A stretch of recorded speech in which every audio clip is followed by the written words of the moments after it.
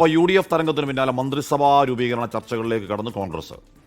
സാമുദായിക പരിഗണനകളും സീനിയോറിറ്റിയും മാനദണ്ഡമാകും. സണ്ണി ജോസഫ്, തിരുവഞ്ചൂർ രാധാകൃഷ്ണൻ, കെ മുരളീധരൻ, എൻ ശക്തൻ എന്നീ സീനിയർ നേതാക്കളെ ക്യാബിനറ്റിലേക്ക് പരിഗണിക്കും. കോട്ടയത്ത് നിന്ന് ചാണ്ടിയുമ്മനും എറണാകുളത്ത് നിന്ന് മാത്യു കുഴൽനാടനും സാധ്യത. 2 മന്ത്രിസ്ഥാനം ആവശ്യപ്പെടാൻ കേരള കോൺഗ്രസ് ജോസഫ് വിഭാഗം. ഷഫീദ് റാവുത്തർ വാർത്തയുടെ വിവരങ്ങൾ ചെയ്യുകയാണ്. Shafeed, good morning. അപ്പോൾ അമ്പലപ്പുഴയിൽ ജി സുധാകരൻ പരാജയപ്പെട്ടാൽ നമ്മൾ ബെറ്റ് വെച്ചിരുന്നു കിണികിണി എന്നത് ഗൂഗിൾ പേയിൽ വരണമെന്നൊക്കെ പറഞ്ഞായിരുന്നു. ഇപ്പോൾ രാത്രിയല്ല, നമ്മൾ നമ്മുടെ വൈകിട്ടത്തെ ഷോ സമയത്ത് തന്നെ കിണികിണി നമ്മുടെ പന്തയത്തുക ഗൂഗിൾ പേയിലേക്ക് വന്നു. ഷഫീദ്, പന്തയത്തിൽ തോറ്റുപോയാലും വാക്ക് പാലിച്ചതിന് അഭിവാദ്യങ്ങൾ. ഷഫീദ്, അഭിവാദ്യങ്ങൾ. നോക്ക്, ചമ്മലാണോ എന്തോന്ന് മനസ്സിലാവുന്നില്ലല്ലോ. ഏതായാലും അത് നന്നായി, കാരണം പുറത്തിറങ്ങാൻ കഴിയാത്ത സാഹചര്യമാണ് ഹാഷ്മി ഇന്നലെ ഉണ്ടാക്കിയത്. പുറത്തു നിന്നൊക്കെയാണ് ആളുകൾ വിളിച്ച അക്കാര്യത്തെക്കുറിച്ച് സംസാരിച്ചത്. അതുപോട്ട് അപ്പോൾ ഷെഫി, അത് കഴിഞ്ഞു, നമ്മുടെ ആ ദിവസം കഴിഞ്ഞു.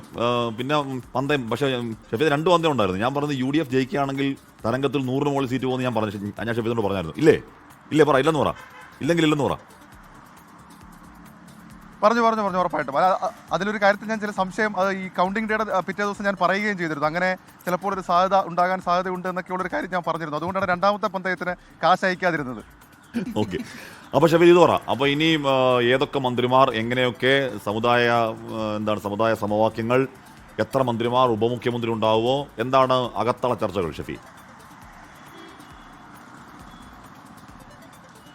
ഹാഷ്മി, ഉറപ്പായിട്ടും. കാരണം ഇനിയുള്ള ദിവസങ്ങളിൽ നമ്മൾ ഏറ്റവും കൂടുതൽ ചർച്ച ചെയ്യാൻ പോകുന്നത് കോൺഗ്രസ് അധികാരത്തിലേക്ക് എത്തുമ്പോൾ ആ കോൺഗ്രസിന്റെ ക്യാബിനറ്റിൽ ആരൊക്കെ ഉണ്ടാകും, ഏതൊക്കെ നേതാക്കൾ ഉണ്ടാകും. സാധാരണഗതിയിൽ നമുക്കറിയാം കോൺഗ്രസിന്റെ മന്ത്രിസഭാ രൂപീകരണ ചർച്ച ഒരു വിപ്ലവ സമാനമായ സാഹചര്യമാണ്. കാരണം പലതരത്തിലുള്ള ഗ്രൂപ്പ് സമവാക്യങ്ങൾ, സാമുദായിക സമവാക്യങ്ങളൊക്കെയുള്ള കാര്യങ്ങൾ അത് പരിഗണിക്കേണ്ടി വരും. ഏതായാലും അതടക്കമുള്ള കാര്യങ്ങൾ ഇപ്പോൾ ആലോചന തുടങ്ങിയിട്ടുണ്ട്. ഇന്നലെ രാവിലെ ഏതാണ്ട് 11 മണിയോടുകൂടി കോൺഗ്രസ് വലിയ ഭൂരിപക്ഷത്തിൽ അധികാരത്തിലേക്ക് എത്തുന്നു എന്നുള്ള സൂചന നൽകിയപ്പോൾ തന്നെ നേതാക്കൾക്കിടയിൽ അക്കാര്യത്തിൽ ചർച്ചകൾ നടന്നു എന്നുള്ളതാണ് ഏറ്റവും പ്രധാനപ്പെട്ട കാര്യം. നിലവിൽ ഇപ്പോൾ ഉയർന്നു കേൾക്കുന്ന ഷുവറായിട്ടുള്ള പേരുകൾ, അത് സണ്ണി ജോസഫ്, തിരുവഞ്ചൂർ രാധാകൃഷ്ണൻ, കെ മുരളീധരൻ, എൻ ശക്തൻ എന്നീ സീനിയർ നേതാക്കളെ ക്യാബിനറ്റിലേക്ക് പരിഗണിക്കും എന്നുള്ളതാണ്. അത് നേതാക്കളുമായിട്ടടക്കം ചില ചർച്ചകളൊക്കെ നടത്തിയ നേരത്തിലേക്കുള്ള വിവരങ്ങൾ പുറത്തേക്ക് വരുന്നുണ്ട്. കൂടാതെ KPCC വർക്കിംഗ് പ്രസിഡന്റുമാരായിട്ടുള്ള PC വിശ്വനാഥ്, KP അനിൽകുമാർ എന്നിവരും മന്ത്രിമാരായേക്കും എന്ന തരത്തിലേക്കുള്ള ചർച്ചകൾ ഇപ്പോൾ കോൺഗ്രസിൽ ഉണ്ടായിരിക്കുന്നു. കോട്ടയത്ത് നിന്ന് ചാണ്ടിയുമ്മൻ വലിയ മാർജിനിൽ, വലിയ ഭൂരിപക്ഷത്തിൽ ജയിച്ച ചാണ്ടിയുമ്മൻ ക്യാബിനറ്റിലേക്ക് വരാനുള്ള സാധ്യത വളരെ കൂടുതലാണ്. എറണാകുളത്ത് നിന്ന് മാത്യു കുഴൽനാടനും ക്യാബിനറ്റിലേക്ക് സാധ്യതയുണ്ട്. കാരണം മാത്യു കുഴൽനാടൻ അടക്കം ഈ നിയമസഭാ സമ്മേളനം നടത്തുന്ന പെർഫോമൻസ് അടക്കമുള്ള കാര്യങ്ങൾ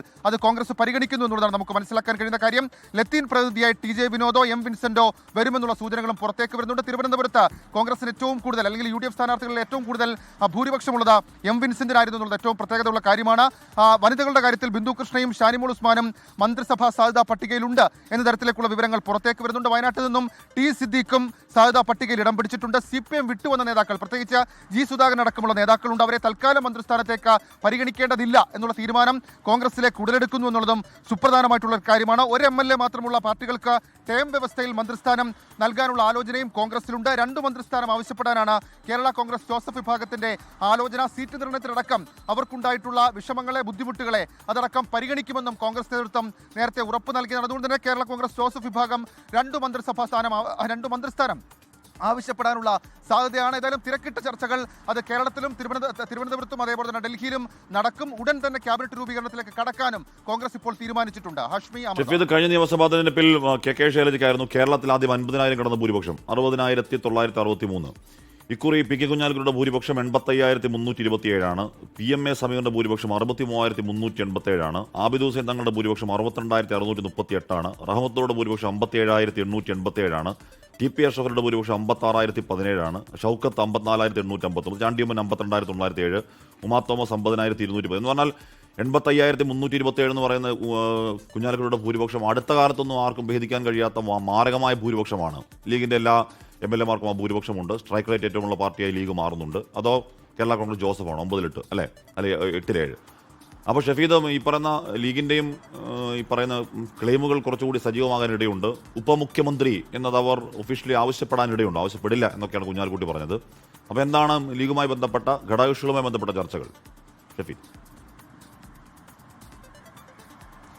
അശ്മി, ഉറപ്പായിട്ടും അതായത് ലീഗിന്റെ മുഖ്യമന്ത്രി സ്ഥാനം അടക്കമുള്ള കാര്യങ്ങൾ നേരത്തെ തന്നെ നമ്മൾ പലകുറി ചർച്ച ചെയ്തതാണ്. പ്രത്യേകിച്ച് ഈ തെരഞ്ഞെടുപ്പിന്റെ അല്ലെങ്കിൽ ഈ റിസൾട്ടിന്റെ ഏറ്റവും തിളക്കമുള്ള വിജയം അത് കോൺഗ്രസിനോളം തന്നെ ലീഗിനുമുണ്ടെന്നുള്ള കാര്യത്തിൽ തർക്കമില്ല. പ്രത്യേകിച്ച് അവർ മത്സരിച്ച സീറ്റുകളുടെ എണ്ണം, അതേപോലെ അവർ നേടിയ സീറ്റുകളുടെ എണ്ണം അടക്കമുള്ള കാര്യങ്ങൾ അത് വലിയ തിളക്കമാർന്ന വിജയം അവർക്ക് സമ്മാനിച്ചു എന്നുള്ള കാര്യത്തിൽ തർക്കമില്ല. മാത്രമല്ല, ഏതെങ്കിലും തരത്തിൽ പി കെ കുഞ്ഞാലിക്കുട്ടിയുടെ ഉയർന്ന ഭൂരിപക്ഷം അത് സ്വാഭാവികമായും യു ഡി എഫിനെ സംബന്ധിച്ച് വലിയ ആത്മവിശ്വാസം നൽകുന്ന കാര്യമാണെങ്കിലും അതിനൊക്കെ അപ്പുറത്തേക്ക് നിലവിൽ യു ഡി എഫിൽ ലീഗിനുള്ള അപ്രമാദിത്വം അടക്കമുള്ള കാര്യങ്ങൾ അത് ഈ ക്യാബിനറ്റ് തീരുമാനത്തിലേക്ക് എത്തുമ്പോൾ നിർണായകമാകുമെന്നുള്ള കാര്യത്തിൽ തർക്കമില്ല. നേരത്തെ ഈ റിസൾട്ട് വരുന്നതിനൊക്കെ മുൻപ് നടന്ന പലതരത്തിലുള്ള ചർച്ചകളിൽ അങ്ങനെ ഒരു നീക്കത്തിലേക്കൊന്നും പോകുന്നില്ല എന്ന് പല ലീഗ് നേതാക്കളും പ്രതികരിക്കുന്നത് നമ്മൾ കണ്ടതാണ്. പക്ഷേ നിലവിലത്തെ സാഹചര്യം അങ്ങനല്ല. മാത്രവുമല്ല, കോൺഗ്രസിൽ തന്നെ അല്ലെങ്കിൽ കോൺഗ്രസിന്റെ പ്രതിസന്ധി കാലത്തൊക്കെ ഒപ്പം നിന്ന ഘടകകക്ഷി എന്ന നിലയിൽ സ്വാഭാവികമായും വലിയ തരത്തിൽ അവർക്ക് ഓൺ ചെയ്യാൻ കഴിയുന്ന ഒരു സാധ്യതയുണ്ട്. അതടക്കമുള്ള കാര്യങ്ങൾ ഓൺ ചെയ്തേക്കാമെന്നുള്ള സൂചനകൾ പുറത്തേക്ക് വരുന്നുണ്ട്. അല്ലെങ്കിൽ അധിക മന്ത്രിസ്ഥാനം അടക്കമുള്ള കാര്യങ്ങൾ അത് ലീഗ് മുന്നോട്ട് വയ്ക്കുന്ന തരത്തിലേക്കുള്ള സൂചനകളും ഈ ഘട്ടത്തിൽ പുറത്തു വരുന്നുണ്ട്. ലീഗ് നേതൃത്വവും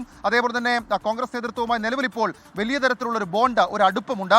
ആ അടുപ്പം സ്വാഭാവികമായും പരിഗണിച്ചുകൊണ്ട് ലീഗിന്റെ ആവശ്യമായിട്ടുള്ള അല്ലെങ്കിൽ ലീഗിന് ഉയർത്തുന്ന വളരെ ന്യായമായിട്ടുള്ള ആവശ്യങ്ങളെ കോൺഗ്രസ് ഒരുപക്ഷെ പരിഗണിച്ചേക്കും എന്നുള്ള സൂചനകളാണ് ഈ ഘട്ടത്തിൽ നമുക്ക് തിരുവനന്തപുരത്ത് നിന്ന് ലഭിക്കുന്നത്. Okay Shafeed, okay.